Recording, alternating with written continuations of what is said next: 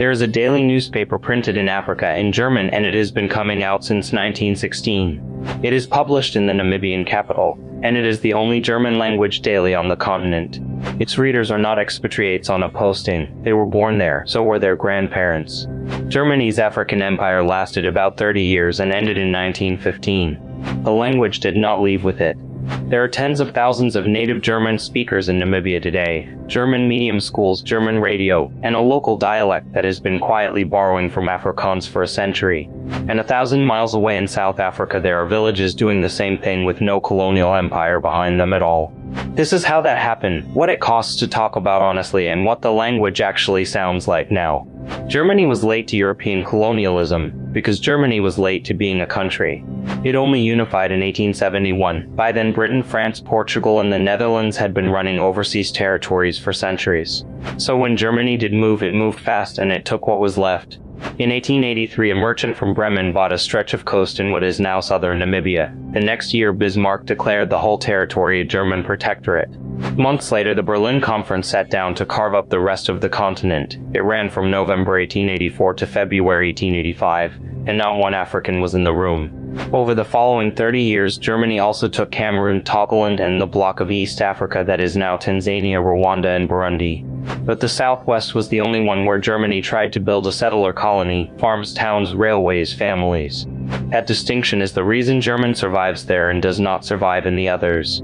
A trading empire needs officials, and officials go home. A settler colony brings people who intend to stay, and their children are born speaking the language. And it is also the reason for what happened next, which has to be said plainly. Settler colonies need land, and the land already had people on it. The Herero were cattle herders across the Central Highlands. The Nama were in the south. German settlement took their grazing, and German law took their legal standing. In January 1904, the Herero rose against it, and the Nama followed later that year. In August, the German force met them at a place called Waterberg. The German commander then issued an order that told the survivors in writing that they would be shot on sight inside the territory. The order is dated the 2nd of October 1904, and the commander's name is on screen. Survivors were driven east into the desert, and the waterholes were sealed off behind them. Those who came back were put in camps. Estimates of the dead run to around 80% of the Herero population and roughly half of the Nama. The figures usually quoted are 65,000 Herero dead and 10,000 Nama. Historians widely describe it as the first genocide of the 20th century. Germany formally recognized it as genocide in 2021, 117 years later. None of that is a footnote to the language story. It is the language story. None of that is a footnote to the language story. It is the language story. German is spoken in Namibia today because of who was allowed to own land there a century ago, and who was not. German rule ends in 1915 when South African forces take the territory during the First World War. Normally that is where a colonial language starts dying. The administration leaves, the schools switch, and one generation later it is a family curiosity. Normally that is where a colonial language starts dying. The administration leaves, the schools switch, and one generation later it is a family curiosity. In the Southwest it did not, and there are 3 reasons. The first is that the German settlers were not deported. Most stayed on their farms under the new administration. The first is that the German settlers were not deported. Most stayed on their farms under the new administration. The second is that South Africa, which now ran the territory, was itself governed by an Afrikaans-speaking minority with its own reasons to be relaxed about a European language that was not English. German kept its schools and its churches, and for part of that period it had official standing in the territory alongside Afrikaans and English. The third reason is the most ordinary one. The community was big enough and concentrated enough to marry within itself. Namibia became independent on the 21st of March 1990 and made English the sole official language, deliberately, because both German and Afrikaans carried too much history. German is now one of the country's recognized national languages instead, not official, but not invisible either. German is now one of the country's recognized national languages instead, not official, but not invisible either. And in the old colonial port on the coast, the street names, the bakeries, and the architecture are so German that the town is a running joke about it. The interesting part is that the language has not stood still. Linguists have a name for the local variety, and another one taken from the old name for the territory. Both are on screen. It is standard German at the base, and then it has spent 100 years borrowing from Afrikaans and English for everything the country actually contains.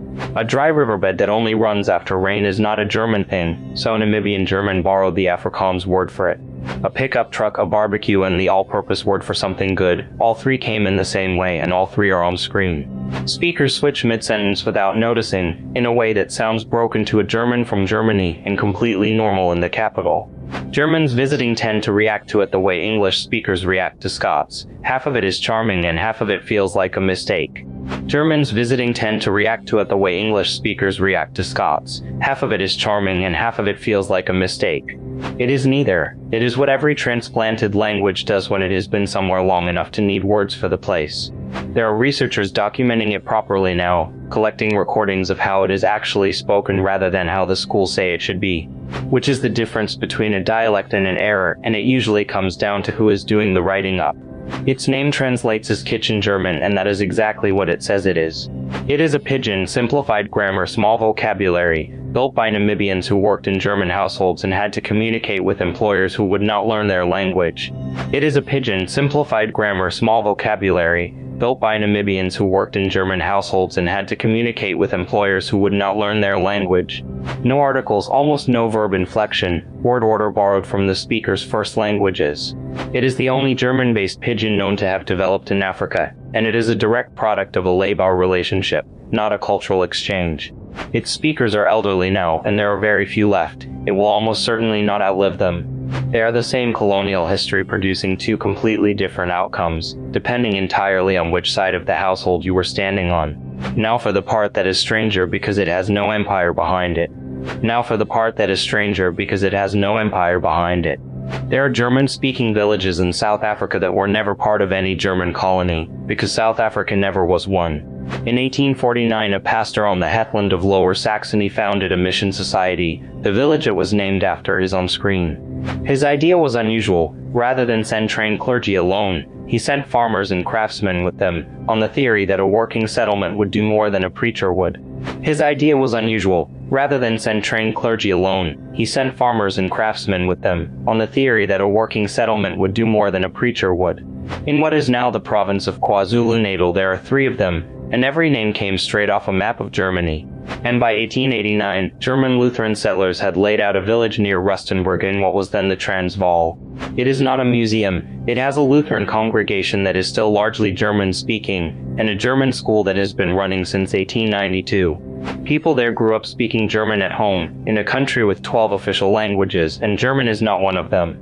The German in those villages has drifted too, absorbing Afrikaans and English the same way the Namibian variety did, just on a smaller scale and with less attention paid to it. And these communities have been through a lot more than distance. During both world wars, German speakers in South Africa were treated as enemy nationals, interned in some cases, and had strong reasons to stop speaking German in public. And these communities have been through a lot more than distance. That is the same pattern as Namibia, as the Welsh in Patagonia, as Frisian in the Netherlands, as every minority language that made it. Some communities did stop and lost it. The ones that kept it were the ones with a church service and a school in the language, meeting every week regardless of what the country thought. So where does this go? Institutions beat sentiment. A weekly reason to use the language beats any amount of feeling about it.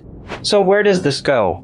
Namibian German is in a genuinely odd position. It is not endangered in the usual sense, because it has money, schools, and institutions behind it.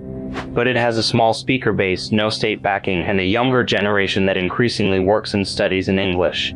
Its schools now teach a lot of pupils whose home language is not German at all, which changes what the language is for. That is not decline exactly. It is a language turning from an inherited thing into a chosen one, which, given how it got there, may be the only version of it with a future. There is no comfortable ending to this one. A language on a continent is not a neutral fact. German is spoken in Namibia because of a specific sequence of events, and the worst part of that sequence has only been officially named in the last few years. But the people speaking it now were born into it. They did not choose the history, and telling them to drop the language does not undo any of it. There is a whole channel of these, and the next one is already being written.